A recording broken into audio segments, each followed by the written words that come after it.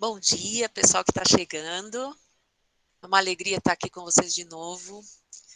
Tenho vontade de fechar os olhos assim e tentar ver vocês, sabe? Enxergar lá na sala. Saudades disso. O contato humano faz muita falta. Mas quando a gente voltar, tenho certeza que a gente vai voltar melhor, com mais disposição, dando valor para aquele abraço, tudo aquilo que a gente não pôde fazer, né, nesse tempo. E eu espero que a gente possa ter uma aula gostosa, que vocês participem, que a gente possa juntos refletir sobre questões importantes, né? Quem participou do Centro de Mídias, eu vou dar uma continuidade das aulas que nós tivemos lá. Nós estamos na fase do modernismo, e nessa primeira fase do modernismo, infelizmente na semana passada a gente não conseguiu assistir o vídeo, mas agora eu já aprendi que tem que colocar numa guia do Chrome para poder sair o som, tá? Então isso não vai acontecer mais, se Deus quiser.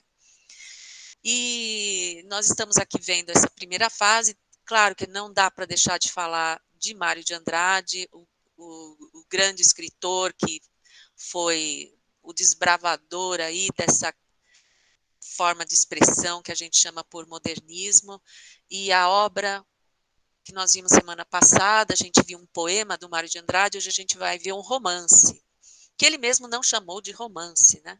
Ele chamou de rapsódia, que rapsódia é um gênero musical, né? E ele deu esse nome ao romance dele porque realmente ele surpreendeu.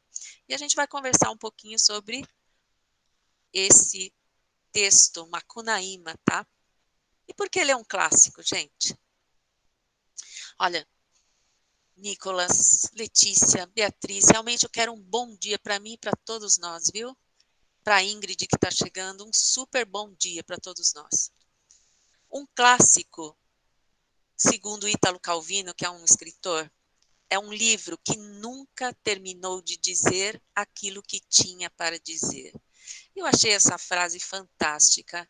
Essa frase foi veiculada num programa que passa na TV Cultura, que se chama Café Filosófico. Aí eu fiz um print da tela e trouxe para vocês, que eu achei muito bacana. Realmente um clássico é um livro que nunca terminou de dizer aquilo que tinha para dizer. Quando você lê um clássico aos 17 anos, aos 16 anos, e você retoma esse clássico aos 30 anos, ele vai te dizer outras coisas. Porque são livros artísticos e livros que trabalham a condição humana de forma profunda.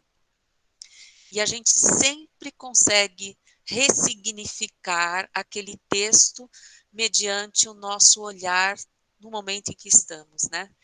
Muito bacana essa frase aqui que eu quis trazer para vocês. Por isso que a gente estuda clássicos na escola.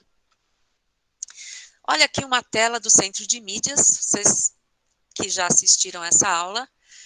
No Centro de Mídias, eles trouxeram aí, por essa tela, essa sugestão de trechos de Macunaíma, um livro de 1928, Mário de Andrade aí, com o subtítulo O Herói Sem Nenhum Caráter. O autor, na tentativa de resgatar o nacionalismo, e aí a gente vai conversar um pouquinho sobre essa colocação do Centro de Mídias, tá? Cria uma narrativa nada tradicional, unificando mitos, lendas indígenas e folclore. Eu vou colocar agora um trechinho de 3 minutos, é um professor da USP, ele é doutor em literatura comparada, e ele vai falar um pouquinho para nós do Macunaíma. Se não tiver saindo o som, vocês me avisam, tá? É para sair, tá?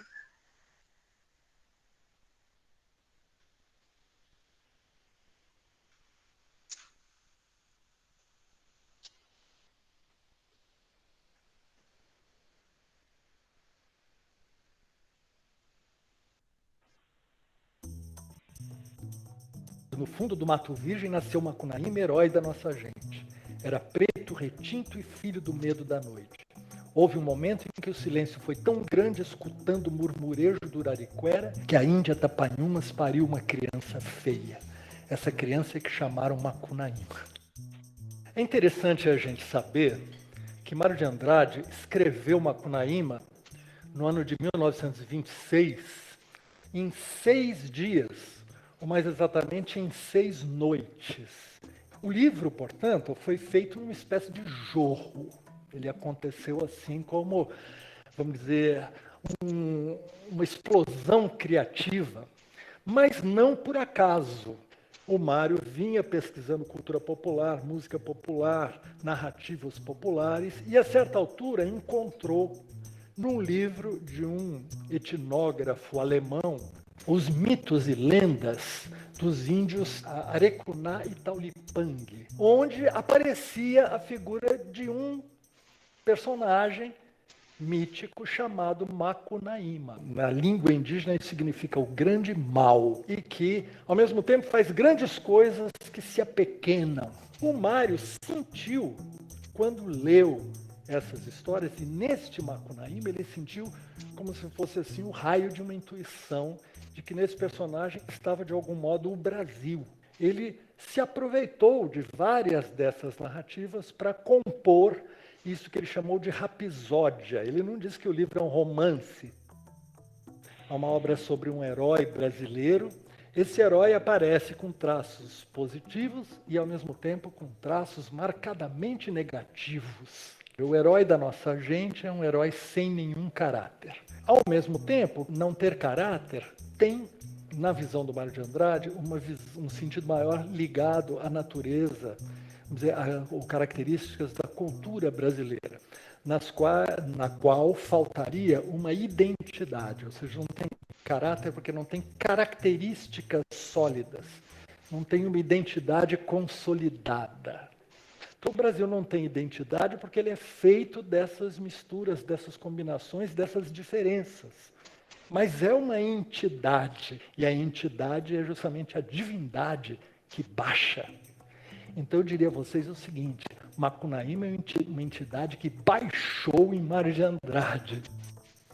Isso que eu estou falando a vocês é no sentido de mostrar em quantas dimensões esse livro está falando da complexidade da experiência brasileira. Macunaíma é a rapisódia vivaz e agônica sobre a indecisão ambivalente desse destino, que continua não resolvido, e as indefinições que ele carrega.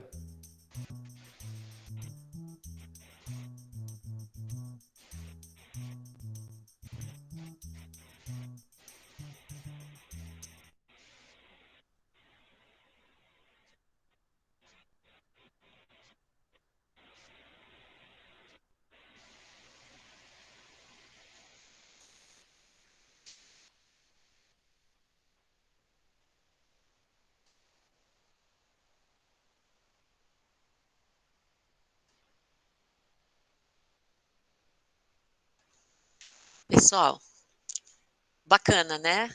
Eu acho que o professor ele dá para nós uma clareza muito interessante sobre a obra.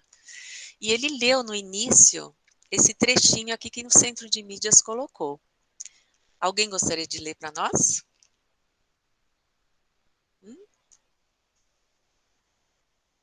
Vai, quem se anima aí? Vamos lá. Eu leio, Pro. Aí, Júlia, lê para nós. No fundo do Mato Virgem nasceu Macunaíma, herói de nossa gente. Era preto, retinto e filho do medo da noite. Houve um momento em que o silêncio foi tão grande, escutando o murmurejo do urariceã, que a Índia tá... Eu não consigo ler essa palavra, não. Faria uma criança feia. Ok, Júlia. Vamos, depois você lê o outro. Vamos comentar esse daí. Por que será que a Júlia engasgou nessas duas palavras, hein? Quem sabe me dizer por que a Júlia engasgou? Falta de leitura. Não, não, Júlia. Não é por isso, Nicolas. Hã?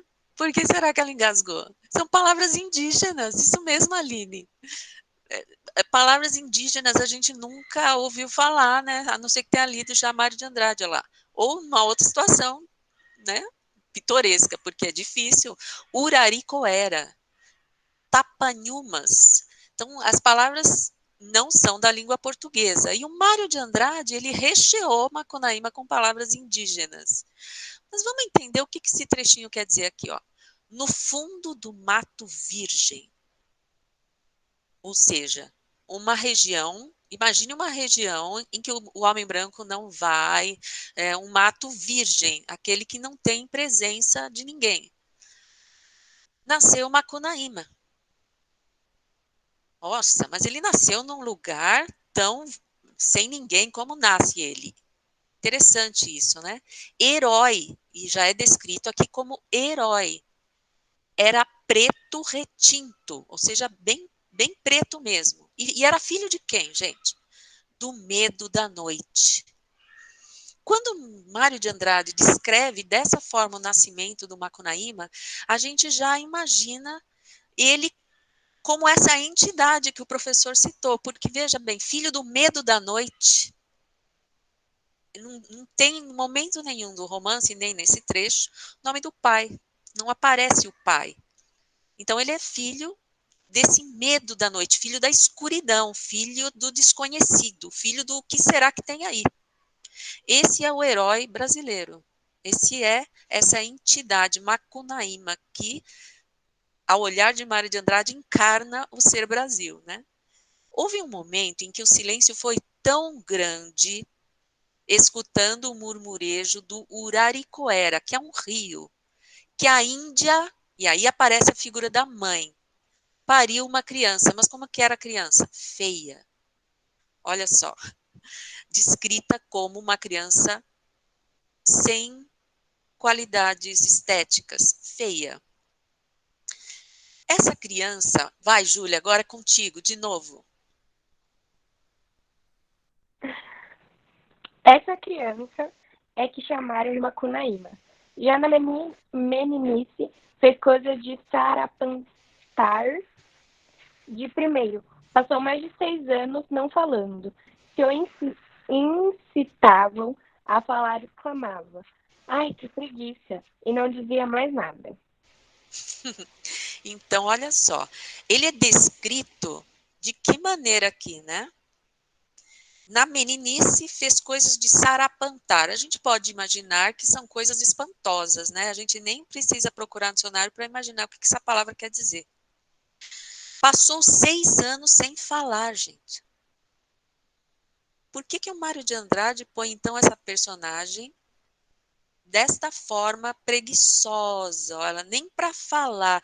O que quer dizer a fala, né? A fala é a representação simbólica do mundo. E quando a gente aprende essa representação, a gente começa a sofrer, né? A ter problemas, a ter que encarar a vida, a gente começa a ter se comunicar, conversar, e assim segue o rumo da existência.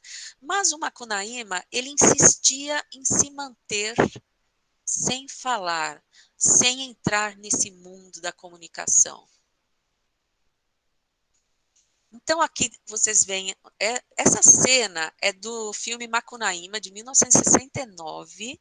Esse é o Grande Otelo, um ator brasileiro muito conhecido, famoso, né, já falecido, que interpretou o papel do Macunaíma na primeira fase do filme, do Nascimento. Então, como que o Mário de Andrade coloca esse índio para nós, né? Um índio como uma provocação sobre o que é ser brasileiro.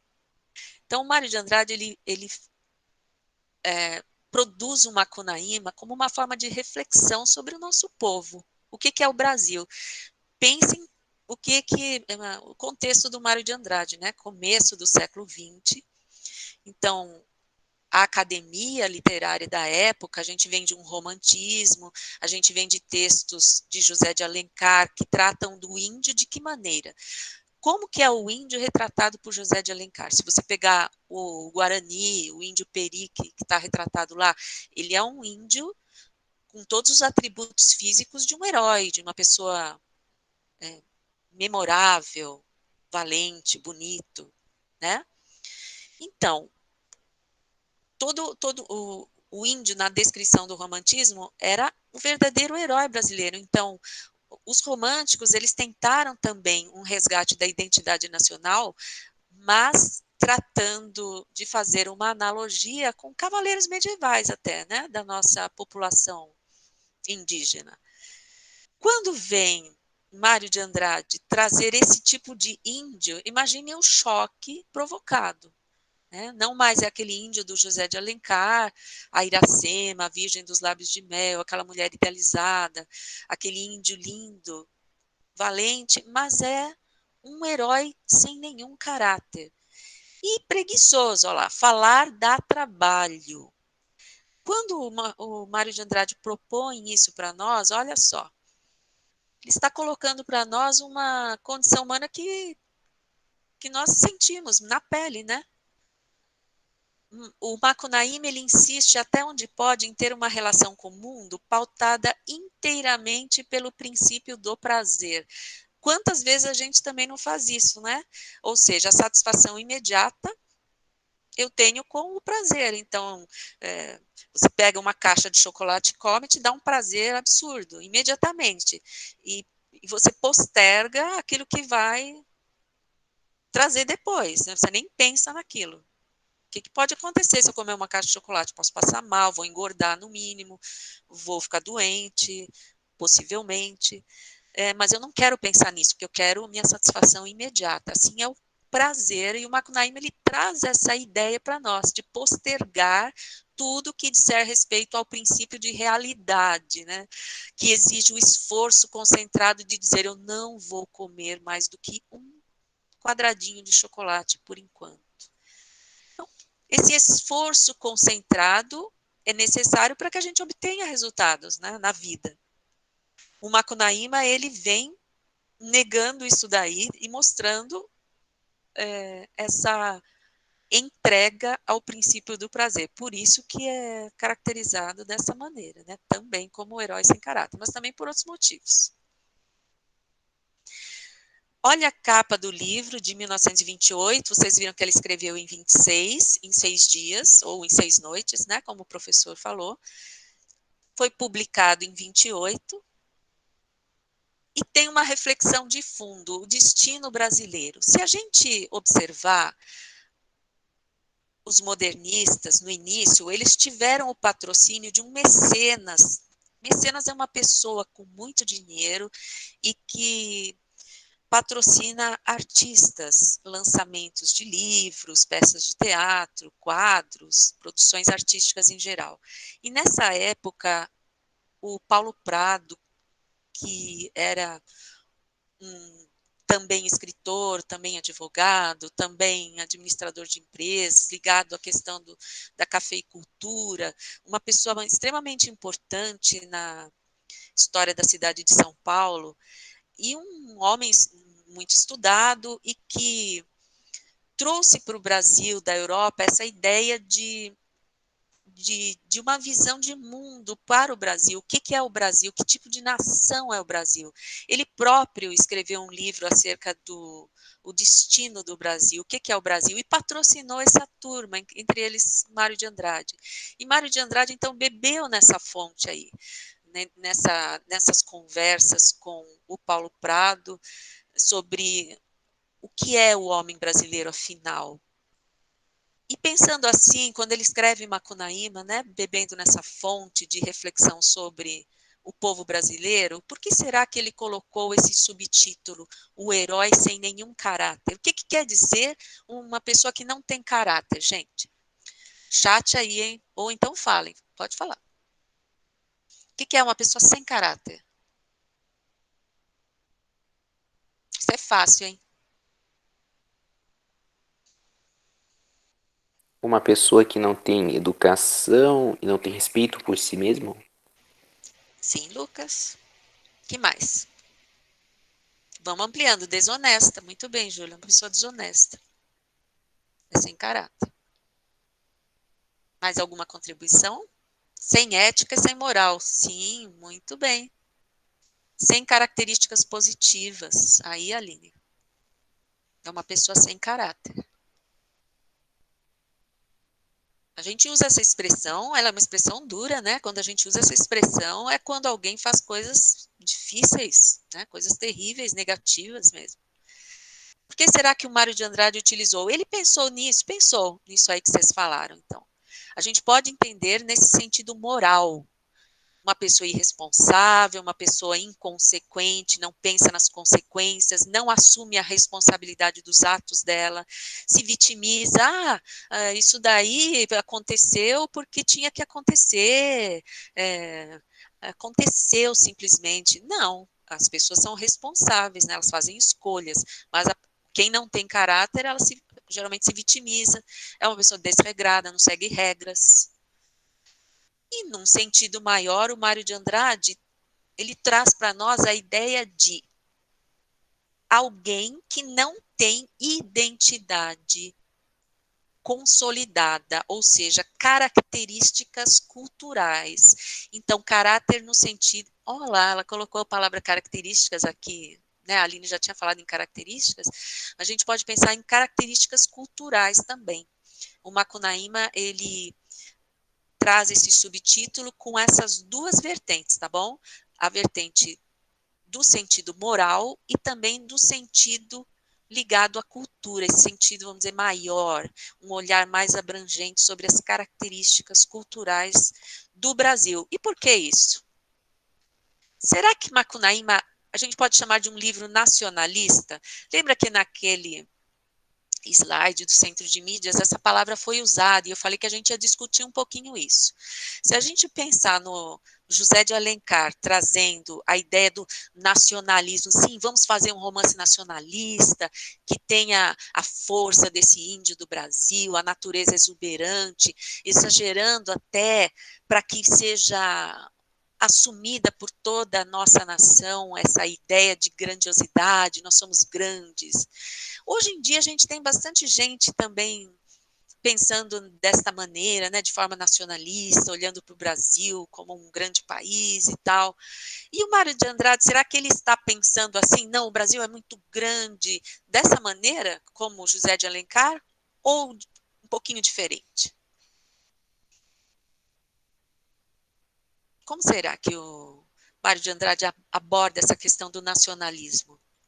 Porque ele traz aí um anti-herói, na verdade, né? Se o José de Alencar trazia um herói, isso, uma visão romântica, como diz a Aline, o que seria essa visão romântica? É, por exemplo, dizer que a Iracema tinha lábios de mel, né? Era perfeita, os cabelos, ele faz toda uma descrição como de uma mulher inatingível, né? Não tem condição nem de ser desse jeito. Ele questiona, o Gustavo está dizendo, o que é ser brasileiro, e a Aline concorda, realmente, o Mário de Andrade, ele questiona, ele cutuca a gente, né? Ele critica no sentido, ele critica esse passado aí do José de Alencar, dos parnasianos, para trás ainda, dessa ideia de um Brasil já pronto, uma nação que vem com a sua pujança, com seus índios, com a sua natureza exuberante, e de forma bastante, vamos dizer, equilibrada. Não é isso. O Mário de Andrade vem e fala, não, o Brasil não é nada disso. O Macunaíma, então, a gente pode até ousar dizer que não é um livro nacionalista.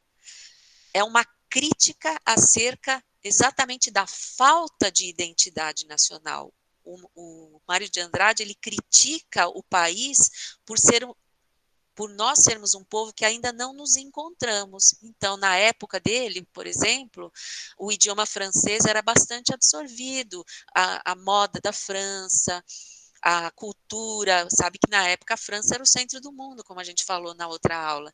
Então, o chique era você ter uma vida pautada em costumes europeus, até na forma de expressão.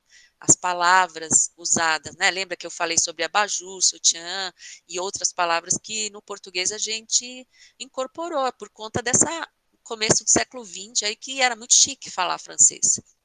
E o Macunaíma acha um absurdo, a gente não tem identidade, mas ele cria uma entidade. Olha, isso é bastante interessante, né? Essas são palavras do professor, tá bom? que eu trouxe aqui para nós. Macunaíma, então, seria uma entidade nacional, que até ele brinca, né, fazendo uma alusão às religiões afro, ou religiões em que há essa questão do espírito que baixou, né, no Mário de Andrade, aí, o Macunaíma seria esse espírito do brasileiro. Não, o que é o brasileiro? O Mário de Andrade, refletindo, pensou, o brasileiro é esse, é um Macunaíma. Por quê? Se a gente pensar um pouquinho também em grandes historiadores, a gente pode refletir acerca da formação do Brasil. Estudos de história nos colocam que o colonizador branco português, mais os indígenas e os africanos, são a raiz do povo brasileiro. Porém, de uma forma diferente, se a gente pensar na colonização branca, que também houve na América do Norte, índios que também existiam na América do Norte e africanos que também foram levados para lá, por que há tanta diferença na formação do continente americano, do norte e do sul, né? Se a gente olhar o colonizador inglês que foi lá para a América do Norte, a gente vai ver que ele foi com a família, ele levou sua cultura, ele implantou lá sua forma de viver, com todos os aspectos religiosos, gastronômicos, tudo que dança, tudo que diz respeito à cultura, esse imigrante levou, porque ele foi com a família. Aqui no início da colonização veio o branco português, mas não veio com a família. Então eram os degredados, eram pessoas perseguidas, eram pessoas que vinham e chegavam aqui e era uma vivência, vamos dizer, muito louca, né? Muito aberta. O indígena, da mesma maneira, foi retirado aos poucos da sua forma de vida e se miscigenou a esse branco português, junto com o africano, que também foi arrancado da África e forçado a ter um tipo de vida aqui distante daquilo que ele vivia lá.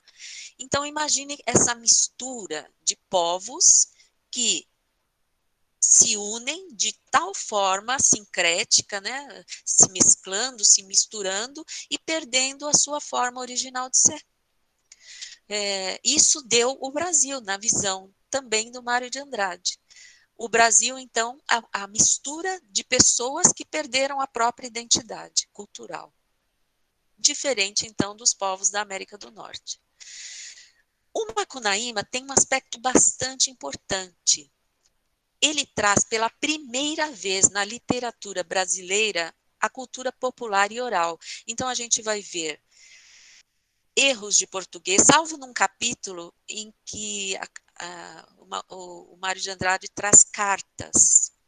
Aí, nesse capítulo, ele usa o português formal. No resto do livro, ele é todinho no português da oralidade, ele traz palavras de baixo calão, ele traz termos indígenas, ele usa palavras escritas da forma como se pronunciam. Isso nunca tinha acontecido. O Macunaíma veio e traz essa forma de expressão, chocando toda a sociedade da época, especialmente a sociedade acadêmica, né? O Gustavo está dizendo aqui que ele pegou uma coisa que necessita de uma característica marcante, que é a entidade, mas fez do personagem o contrário. Quer explicar melhor para nós, Gustavo?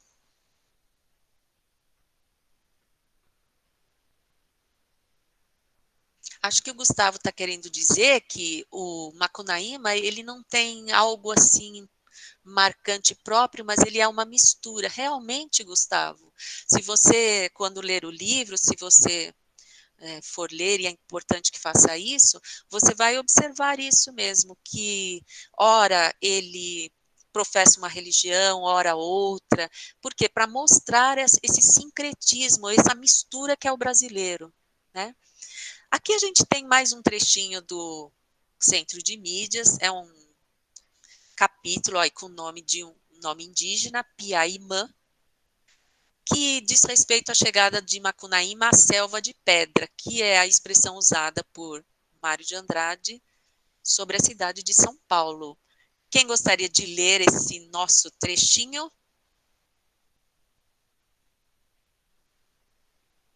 Deixa eu ver. E beleza, Gabriel.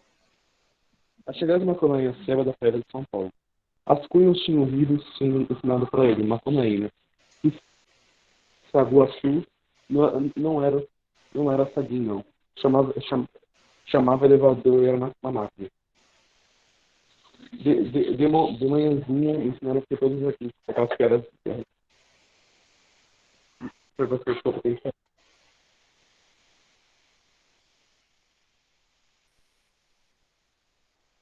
Ué, foi embora? Acabou? Acho que perdemos o contato aí, né? Vamos continuar aqui. De manhãzinha, ensinaram que todos aqueles piados, berros, cuquiadas, sopros, roncos, esturros, não eram nada disso, não. Eram mas claxons, campainhas, apitos, buzinas, e tudo era máquina. As onças pardas não eram onças pardas, se chamavam Fords, Upmobiles, Chevrolets, Dodges, Marmons, e eram máquinas. Ele, veja, não utiliza vírgulas, né? Então, é uma leitura difícil até para se fazer em voz alta, complicada, utiliza os termos indígenas, e a gente fica perdido aqui quando ele vai enumerando sem as vírgulas as situações. Mas vamos tentar entender, olha aqui. As cunhãs, que eram as índias, tinham um rito ensinado para ele, esse pra que ele usa aqui, que hoje a gente até utiliza bastante, a gente sabe que ele é da oralidade, né? Um texto formal tem que escrever para ele. Macunaíma, que o sagui-açu é o sagui, gente, é aquele macaquinho, né? Sagui-açu. Não era saguim, não. Por que ele fala dessa outra maneira aqui? Por que ele escreve dessa outra maneira? Porque ele transmite aqui a outra forma de oralidade que no Brasil se pronuncia assim também. A gente tem que lembrar que o Mário de Andrade ele percorreu o Brasil todo, muitos lugares do Brasil, para recolher tanto mitos como lendas, como formas de expressão, cantigas, e para poder entender o que era o Brasil. Na verdade, aí ele vai produzir o Macunaíma depois, de uma vez só, porque ele ficou ruminando aquela viagem que ele fez e pensando, né, o que é o Brasil, o que é o brasileiro, a gente fica aqui imitando o francês, mas quem somos nós? E aí ele vai nesse trecho aqui, está descrevendo que elevador era uma máquina, não era um saguizinho, né? Porque o macaquinho ele vai subindo, né, pelas árvores. Ele comparou o macaco com o elevador. De manhãzinha ensinaram que todos aqueles piados, berros, cuquiadas, sopros. Cuquiada também é uma expressão indígena, né, de chamar para a guerra, de gritar. Sopros, roncos, esturros, que também são gritos. Não eram nada disso. Não. Então, sobre o barulho, né? Ele está descrevendo a metrópole no som, na sonoridade. Eram umas claxons. Claxons é buzina em espanhol, se não me engano.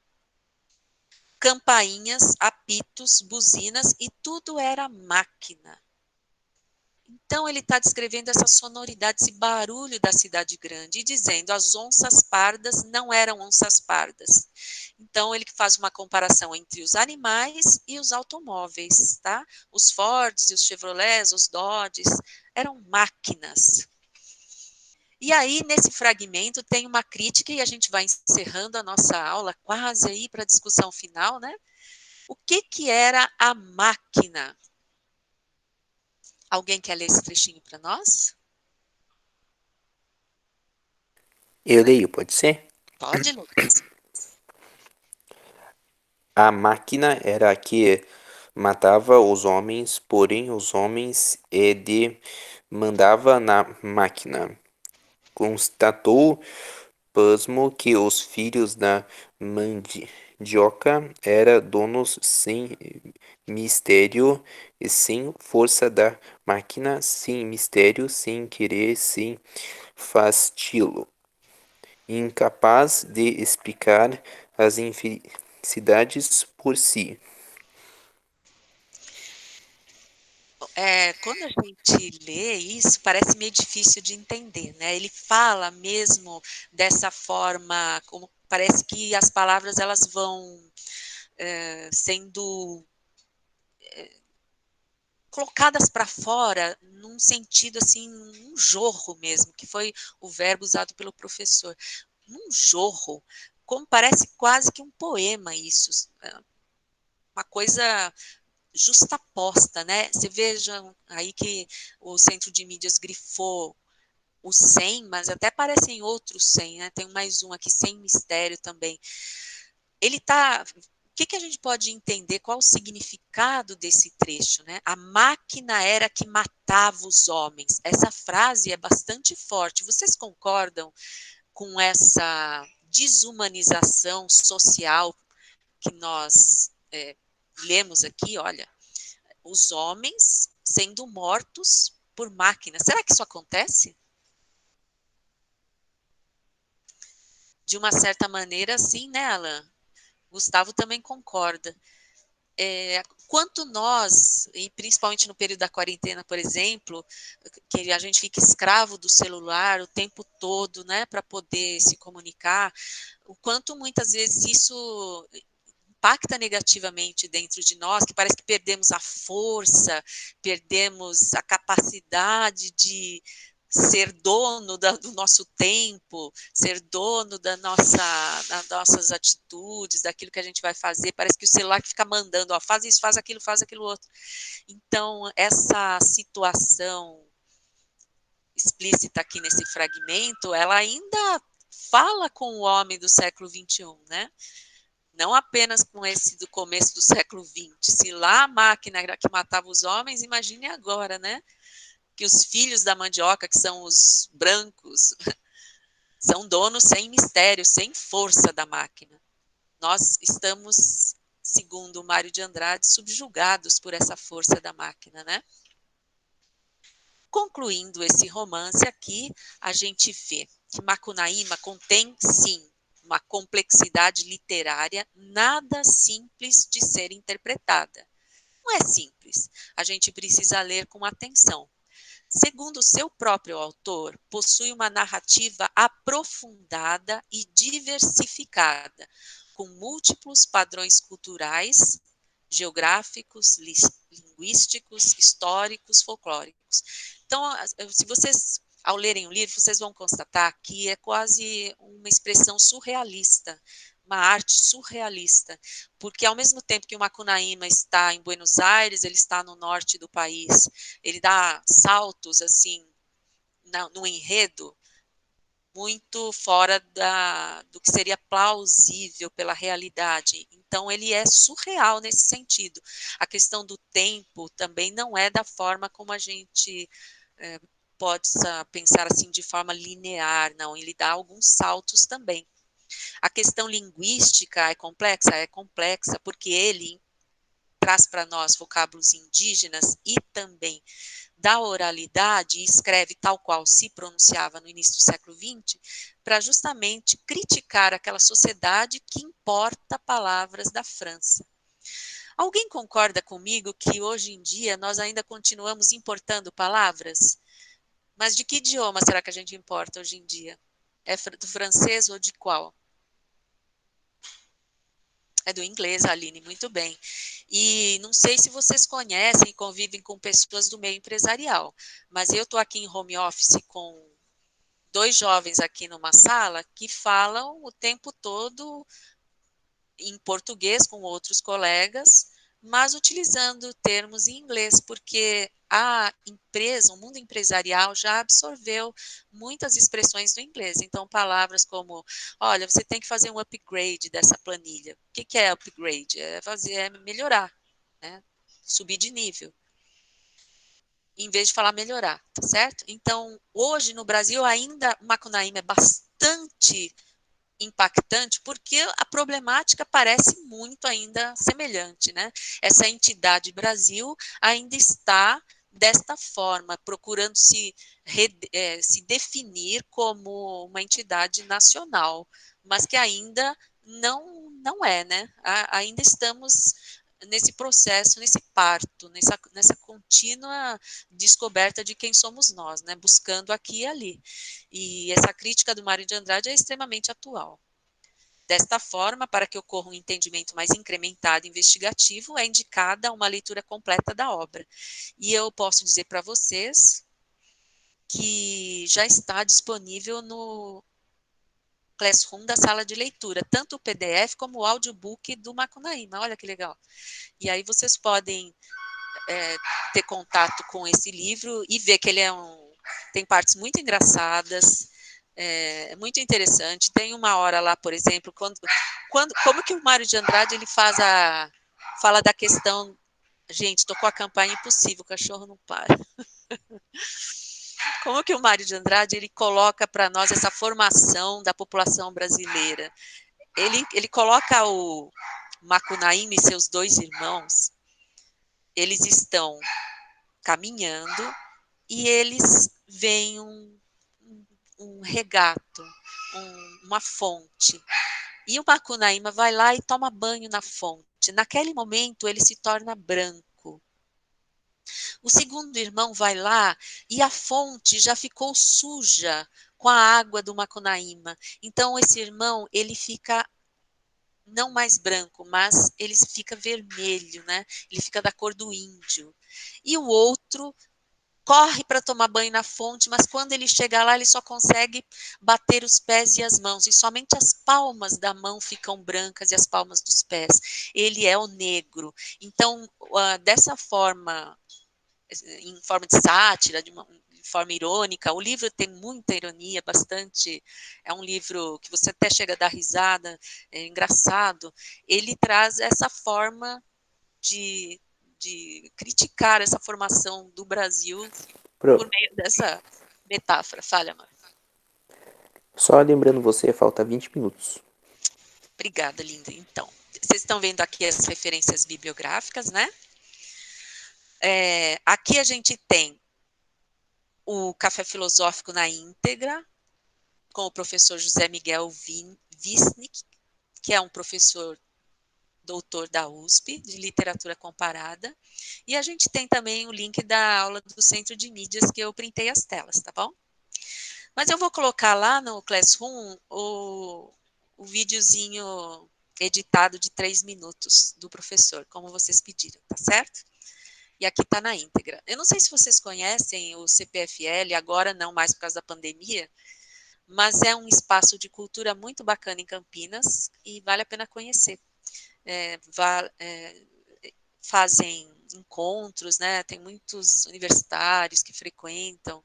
Eu consegui em 2 oportunidades lá. Sempre eles trazem uma pessoa interessante para falar um determinado assunto e esses programas são gravados, editados e depois passados na TV Cultura. É bem legal. Então, tá bom, gente. Essa foi a aula. Nós fizemos um aprofundamento, sistematizando, então, o que a gente viu, do modernismo, primeira fase, Mário de Andrade com sua obra em prosa, Macunaíma. Tudo bem?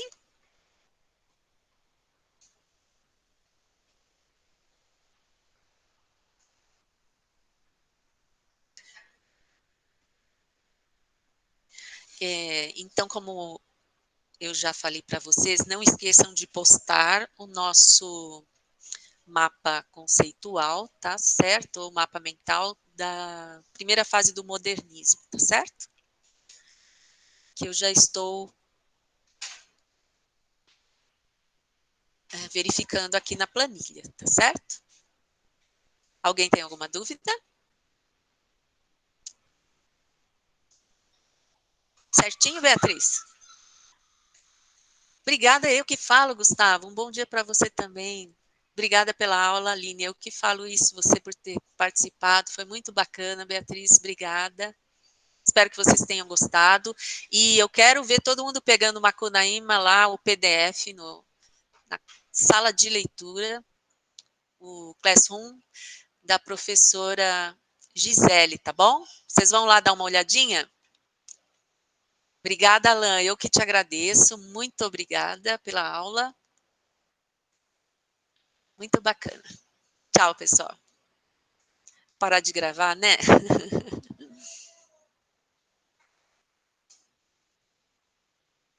Qualquer dúvida, estou aqui ainda, hein?